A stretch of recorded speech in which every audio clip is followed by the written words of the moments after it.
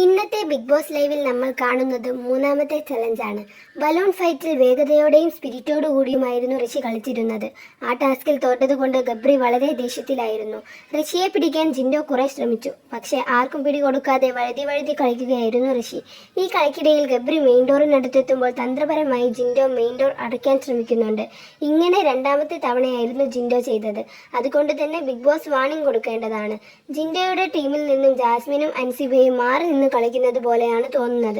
Power team വളരെ strong ആയിരുന്നു. ഋഷിയുടെയും ഗബ്രിയുടെയും spirit അടിപൊളിയായിരുന്നു. പിന്നീട് ജിൻഡോ ശരണ്യക്ക് നേരെ തിരിയുകയാണ്. പലയിടങ്ങളിലായി ജിൻഡോ ഗബ്രി കൂട്ടിമുട്ടുന്നുണ്ടായിരുന്നു. കുറച്ച് ദിവസങ്ങൾക്ക് മുന്നേ ലാലേട്ടൻ ഇവരെ പുറത്താക്കിയതിനു ശേഷം വീണ്ടും വാണിംഗ് നൽകി അകത്തേക്ക് കയറ്റിയതാണ്. ആരും കളിയിൽ ശ്രദ്ധിക്കാതെ ഇവർ ചെയ്യുന്നത് നോക്കി നിൽക്കുകയായിരുന്നു.